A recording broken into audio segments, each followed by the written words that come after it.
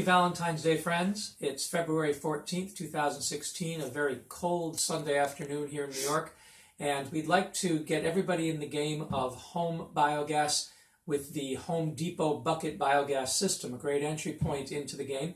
And we want to show you the improvements we've come up with to make it more efficient and a bit easier for you. Previously, we'd done tutorials showing how to do it with uniseals, which cost about $2.50 for the 2-inch size.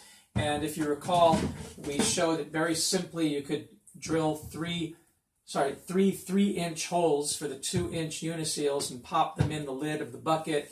And then all you needed to do was shove through a pipe that had a tapered cut at the bottom for the feeding pipe so the food could go out into the bucket. Another pipe that had a hole cut in the center for the liquid fertilizer or slurry to come out, and another pipe with holes cut at the top, right at the uniseal juncture, so the gas could go up the pipe. And this is very simple and works effectively because you just then shove those poles in all the way to the bottom, remembering that the feeding out pipe or the slurry out pipe is a bit shorter than the feed pipe and the gas pipe. The only problem with this system is that because the lid of these Home Depot buckets is so thin, the plastic is thin and waggly, that as you're feeding them, when this starts to move a bit, it can unseat the uniseal slightly and cause slight leaking of liquid and or some of the biogas, depending on which one of them gets unseated. And while you can make them work well, sometimes that can be a problem, particularly when you're doing it indoors. You don't want any leakage at all. And here in New York in the winter, we have to do these indoors. So we're going to go with a different route this time, and we're using bulkhead fittings. They're more expensive. The uniseals cost $2.50 for a 2-inch one, and you just shove the pipe through. With a bulkhead fitting, the bulkhead fittings can be $10, $15 each, and then you have to have adapters to connect pipes to the bulkhead fittings.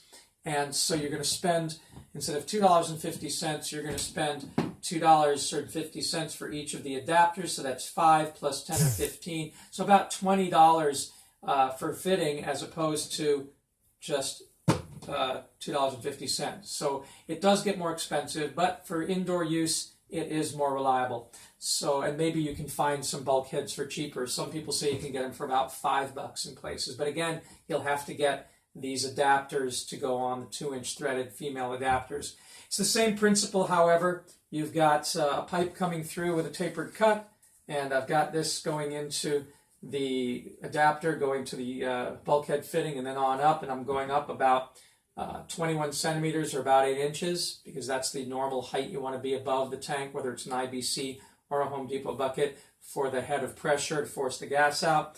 And then the feeding pipe, the slurry feeding outlet pipe has a hole in the middle, just like the other one. You can compare with this. It's pretty much the same.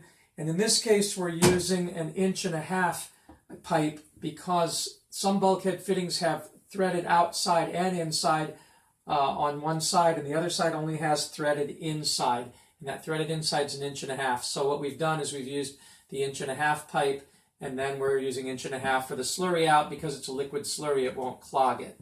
And that's our overspill, which is lower than the feed pipe. We're using 2-inch and 2-inch here for the gas out and for the feeding in. Notice that on this one, we're not doing what we did here when we had the gas pipe going all the way down with a cut at the top.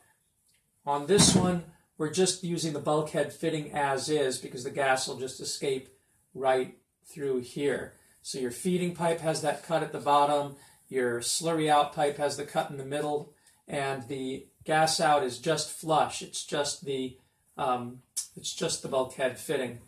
And that's the basic idea there. And then you can use this marine grease or any axle grease. Marine grease is just made for water, and put that in with the O-rings. You should also do that with the uniseals, but squeeze down on that with the marine grease to help make sure that it's water and gas tight. And then you put your fittings here on the top, the reducer to 1/2 inch, and then your valve and your barbed nipple to go to your clear plastic hose. And that'll be your digester. The only other thing you need to do is put that same marine grease in the lid where the O-ring is, and make sure you get one of the lids that has the O-ring.